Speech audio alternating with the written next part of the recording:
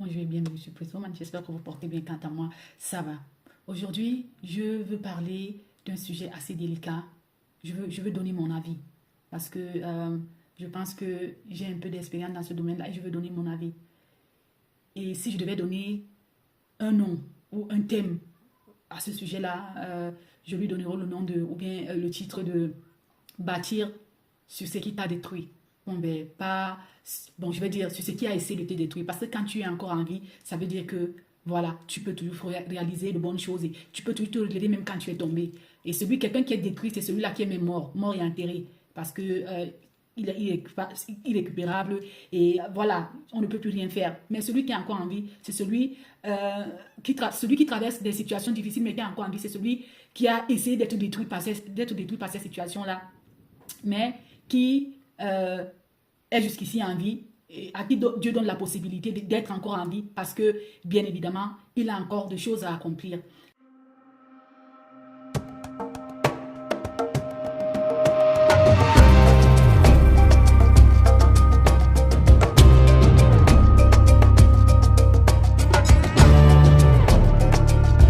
Alors, bienvenue encore pour celles qui nous prennent pour la première fois. C'est la chaîne des influenceuses africaines, pas comme les autres. Ici, nous parlons en aval du développement personnel et en amont de tout autre sujet, de la politique, de l'amour, du business, de la charité, de l'économie, bref, de tous les sujets au travers desquels nous pouvons apprendre, nous pouvons avoir un plus en tant que communauté. Parce que s'il y a bien un problème que la communauté africaine a, c'est le problème de l'éducation. Nous n'aimons pas aller à la recherche des informations, nous n'aimons pas nous éduquer et ça fait que nous restons derrière. Donc, voilà. Et pour le faire, nous nous basons sur les principes et enseignements bibliques, sur les conseils des experts en la matière et même sur les modèles de réussite féminin, oui, parce qu'on parle de la prise woman. Alors, j'étais en train de dire que je veux parler de comment, de bâtir sur ce qui a essayé de vous détruire. Parce que ce que je vois en ce moment sur la toile, it's heartbreaking. Ça brise le cœur. De voir que les gens traversent des situations très, très, très difficiles. Surtout dans le domaine relationnel, des ruptures entre hommes et femmes, de la déception, de tout ce que vous voulez. Et ça fait qu'aujourd'hui, les cœurs sont tellement brisés que pour se défouler, les gens ont trouvé que le meilleur moyen d'épurer ou d'évacuer cette douleur-là, c'est de venir pleurer sur les réseaux sociaux, c'est de venir faire des clowns sur les réseaux sociaux, c'est de faire des choses et voire même, parfois même se donner la mort, se suicider. Hein, comme le petit garçon sénégalais qui s'est donné la mort l'autre jour. Et comme lui, il y en a beaucoup, surtout pour nous qui vivons ici en Europe, on connaît les difficultés qu'on traverse, on sait comment c'est dur, on sait comment on souffre à l'intérieur de nous, on a peur même d'en parler parce que maintenant, on ne sait plus qui est qui. Tu ne peux pas parler avec une personne que tu connais, une personne qui peut être ton confident ou ta confidente, sans te poser la question, est-ce qu'on m'enregistre, est-ce qu'on ne m'enregistre pas? Ça fait que les gens se recroquevillent en eux-mêmes et c'est difficile. La communication devient, au moment où, je veux dire, on a tout pour communiquer, pour améliorer notre communication, mais la communication devient de plus en plus une denrée rare. Je veux dire, la communication sincère. Donc, ça fait que les gens se réfractent sur eux-mêmes.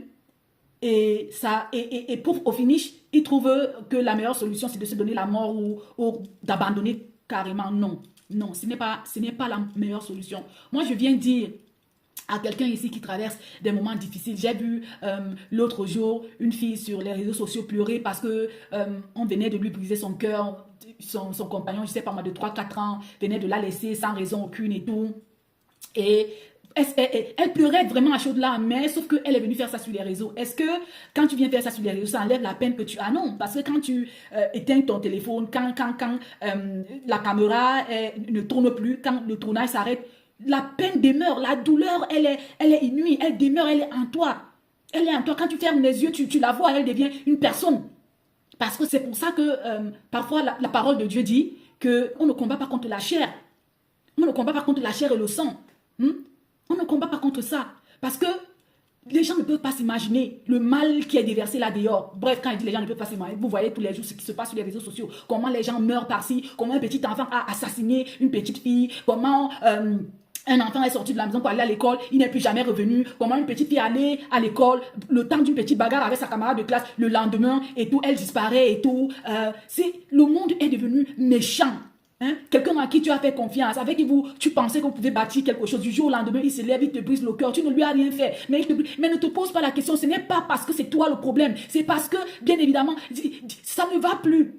Les gens souffrent là dehors. Les gens ont des problèmes à l'intérieur d'eux-mêmes. Vous ne pouvez pas comprendre. Les gens ont des douleurs. Les gens ont ce qu'on appelle les post-trauma syndrome. Hein? Les gens ont ça. Les gens souffrent là dehors. Ce n'est pas évident. Ce n'est pas évident, mais je sais que c'est difficile de traverser les moments très difficiles et surtout quand on a personne à côté, surtout quand on ne sait même pas à qui se confier, parce que la plupart du temps, hein, la meilleure façon d'évacuer, c'est d'en parler. La meilleure façon d'évacuer, c'est d'en parler. Mais moi, je viens ici dire que la souffrance que tu es en train de traverser, c'est vrai, ça fait mal, mais regarde ça de l'autre côté. De l'autre côté, ça veut dire que l'autre côté de la médaille, c'est que tu peux bâtir sur cette souffrance-là. Ne regardons pas toujours tout du mauvais côté. C'est vrai, ça arrive. Et même, je peux même dire que si la vie était seulement une succession de tout ce qui est beau, de tout ce qui est gaieté et tout ça là, je ne suis pas sûre qu'elle serait même, je veux dire, qu'elle serait assez pimentée que ça. Je ne suis pas sûre qu'en fin de compte même, on se serait fatigué d'elle. Mais à cause de tout ce qui est là, ce qui y a aux alentours, les petits soucis par-ci, les difficultés qu'on arrive à surmonter, c'est ça qui fait la vie, c'est ça qui fait en sorte que quand tu regardes derrière toi, tu vois ton expérience, tu es en mesure de te lever un matin et de dire que tu peux donner un conseil sur telle autre situation. Ce n'est pas évident. La vie, je vous assure que ce n'est pas évident. Je connais ce que c'est que te retrouver dans une situation que tu n'aurais jamais souhaité. Une situation que tu n'avais jamais imaginé que tu allais te retrouver dedans. C'est-à-dire que tu te lèves un 4 au matin et tout, tu es enceinte, tu dois lutter contre l'abandon, le rejet, la souffrance intérieure, tout, la déception, une grossesse, tu ne sais pas. Je vous dis que ce n'est pas évident. Ce n'est pas évident. Mais en fin de compte, quand tu te dis non, je n'ai pas fait tout ce chemin aussi pour m'arrêter ici. Quand tu peux te dire que je n'ai pas fait tout ce chemin, ça veut dire que je ne suis pas venu jusqu'ici pour m'arrêter au milieu du chemin. Ça ne peut pas se faire. Ça ne peut pas se passer comme ça. C'est-à-dire que pensez un peu à plusieurs autres scénarios de ta vie pour te dire que, ok, si ici ça n'a pas marché, comment je peux faire que ça marche? J'ai écouté une chanson des artistes ivoiriens l'autre jour qui disait que je n'ai pas d'ennemis des hommes, des personnes. Mon ennemi, c'est la famine et la maladie. Eh bien oui, parce que quand tu as faim, quand tu as faim, on dit, vendre la famine à point d'oreille, tu es prêt à te donner, à te livrer à tout genre de situations indésirables parce que tu veux manger. Quand tu es malade, tu es prêt à tout. Même si on te dit que la personne qui a ta guérison est au fin fond de la mer, tu iras là-bas. Mais alors, tu n'es pas malade. Tu n'as pas faim. Admettons même que tu aies faim, mais c'est temporaire. C'est temporaire. Donc moi, aujourd'hui, je ne sais pas, tellement ce qui se passe, j'observe, ça me fait tellement mal que je dis, à un moment donné, il faut savoir rebondir de ce qui a essayé de nous briser. Parce que ce n'est pas la fin. Ce n'est pas la fin. Ça ne fait que commencer. Dis-toi que la génération après toi, ou alors ta descendance, aura besoin de ton histoire, de la force dont tu fais preuve dans le déroulé de ton histoire, de l'histoire de ta vie, pour se ressourcer, pour s'appuyer sur cela et se dire non. Maman avait traversé telle situation, voilà comment elle s'est en sortie. Papa avait traversé telle situation, voilà comment il s'est en sorti. Mon frère avait... C'est en fait ça. La solution, ce n'est pas le suicide. La solution, ce n'est pas venir se livrer aux réseaux sociaux. La solution, c'est de se dire, ça aussi, ça va passer. C'est de se dire, oui, j'ai mal là maintenant, mais comment je fais pour sortir de ce mal? Comment je fais pour me reconstruire? Comment je fais pour me reconstruire? C'est ça, se poser des vraies questions et commencer à faire des recherches. Aujourd'hui, la grâce que nous avons, c'est que nous avons tellement d'outils qui peuvent nous servir à nous instruire en fonction des situations que nous traversons. Tellement d'outils. Nous avons même tellement de conseillers là. À l'extérieur, quand je parle conseiller, vous avez des coachs. Bien évidemment, il faut savoir suivre de bonnes personnes, parce qu'on connaît des coachs qui ont tué leurs femmes et tout ça s'est passé au Gabon et tout ça. Mais néanmoins, il y a quand même de bonnes personnes là dehors que vous pouvez suivre pour vous donner des conseils, ou alors à qui vous pouvez vous confier. À qui vous pouvez vous confier. Ce n'est pas fini. Nelson Mandela disait que it is not done until it's done. Ce n'est pas encore fini jusqu'à ce que ce soit fini. Ce n'est pas encore fini pour vous. Pourquoi jeter l'éponge? Pourquoi laisser tomber? Je vous en supplie. Ce n'est pas la fin, ce n'est que le début. Parce que, en fin de compte, quand tu rebondis et que tu as pu construire quelque chose et tu regardes en arrière ce que tu as traversé, mais toi-même tu es fier de toi. Toi-même tu es content de toi. Toi-même c'est-à-dire quand tu te regardes toi-même tu dis oui. Donc j'ai survécu à tout cela et regarde ce que je suis devenu aujourd'hui. Parce que quand vous écoutez les histoires de toutes ces personnes-là, qui sont grandes aujourd'hui, qui sont riches aujourd'hui, ce n'est pas parce qu'ils se sont levés un 4 matin et ils ont une richesse. Non, comme ça, tout se construit. Faut pas, c'est vrai que aujourd'hui, nous sommes engloutis dans un monde où l'envie est devenue normale, la jalousie est devenue chose normale. Alors que la Bible dit même que l'envie et la jalousie, c'est comme la sorcellerie. Hein? Parce que seulement avec ça, on peut être amené au conduit même à tuer quelqu'un. Hein? Mais tu n'auras pas la vie de cette personne. C'est ça qui est dommage dans tout ce qu'on vit aujourd'hui.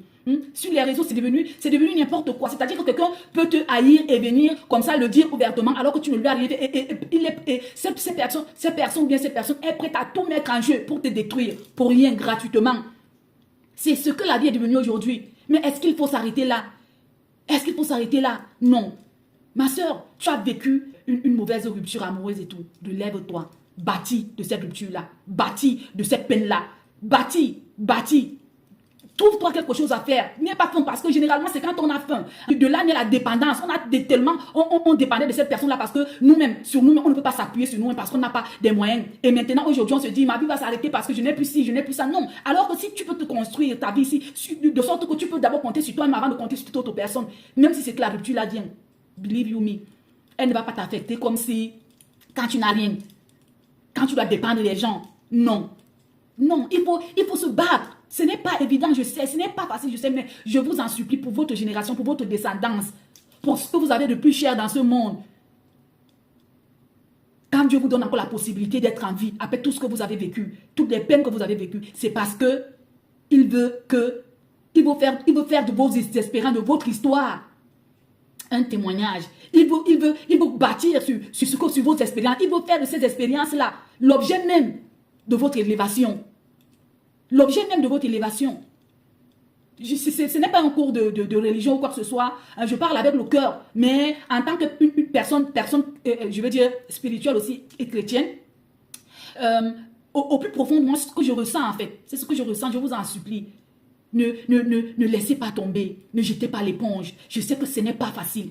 Et c'est encore d'autant plus difficile que quand on voit la vie des gens sur les réseaux sociaux, on se dit, oh, telle personne vit comme ça, telle personne vit comme ça. Même les riches aussi pleurent. The rich do cry. Les riches aussi pleurent. Vous voyez pas tout ce qui brille n'est pas beau là dehors. Vous ne savez pas comment les gens dorment dans leur maison. Vous ne savez pas ce que les gens traversent pour vous mettre des vidéos que vous voyez là. Est-ce qu'il faut s'apaisantir sur ça? Est-ce qu'il faut s'attarder sur ça pour se dire non, ma vie est finie parce que je n'ai pas ci, je n'ai pas ça à tel âge. Et puis ce qui tue encore le plus aujourd'hui, le phénomène, c'est devenu comment faire ci à tel âge, à 30 ans, comment devenir riche avant 20 ans. On a l'impression que quand tu as dépassé cet âge-là et que tu n'as encore rien, c'est comme si tout doit s'arrêter pour toi. Tu n'as plus rien à gagner de la vie. Tu ne peux plus rien prouver. Mais non. Allez vous renseigner à quel âge est-ce que le monsieur de McDonald's a eu sa fortune, a eu tout ce qu'il a construit. Je veux dire, à quel âge est-ce qu'il a mis sur pied McDonald's qui est célèbre aujourd'hui partout, le fast-food dans tout le monde. Parfois, il y a même des gens qui sont fiers de dire que j'étais à McDonald's et consorts. Celui de KFC et consorts. Ils sont nombreux là. Ils sont nombreux. Ne faut pas s'arrêter parce que tu te dis que non, mon âge est avancé, comment je fais? Non, non. Chacun a son couloir. Chacun a une vie qui a été bien tracée par Dieu. Il y en a qui font fortune à 40 ans, 30 ans, 20 ans, 19 ans, 5 ans, 60 ans, 80 ans et tout. Chacun a sa ligne. Chacun a sa ligne. Vraiment, j'ai de la peine parce que avec tout ce que je vois, ça fait mal. Mais je dis, on peut encore se refaire. Même quand on a traversé les choses difficiles dans la vie. Ce n'est pas évident. On peut encore se refaire. Moi, je vous le dis parce que je suis un exemple parfait. Je suis quelqu'un. J'ai vécu tellement de choses dans ma vie jusqu'ici. Ce n'est même pas encore fini parce que tant qu'on vit, on va continuer de traverser les choses. Mais à partir du moment où tu as ce mindset que non, ce que tu traverses ne vient pas pour te tuer. Ça vient pour te raffermir, pour te renforcer. Ça vient plutôt pour te permettre même à devenir la meilleure version de toi-même.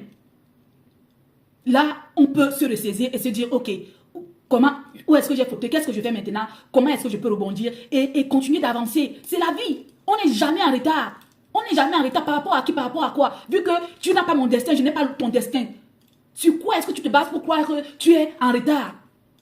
Sur quoi est-ce que tu te bases pour penser que, comme tu as traversé cette situation, tu ne pourras jamais en ressortir, les dieux te sont tombés sur la tête, c'est fini pour toi, jusqu'à tu te mets fin à tes jours. Hein? Tu ne considères pas, tu ne penses pas à ces personnes-là qui t'ont aimé, ces personnes qui ont investi dans ta vie, ces personnes qui attendent aussi de toi hein, que tu leur redonnes ou retournes l'ascenseur. Je vous en supplie, ce n'est pas la fin. Ce n'est pas fini jusqu'à ce que ce soit fini. Et c'est fini quand vous n'êtes plus en vie. Mais pendant que vous êtes encore en vie, continuez d'espérer, continuez de travailler dur, continuez de chercher des voies et des moyens. Aujourd'hui, vous avez tout. Hein? Vous avez tout pour gagner ne serait-ce qu'un petit pain quotidien sur les réseaux sociaux. Parce que si quelqu'un a un téléphone et il passe le temps sur les réseaux sociaux à regarder comment les autres sont en train de briller et tout, tu peux utiliser ce même téléphone-là hein, pour briller aussi. Parce que tu es unique, tu as été créé unique. Cherche ce qui fait de toi ce que tu es et mets ça sur les réseaux sociaux. Fais en sorte que les gens découvrent qui tu es.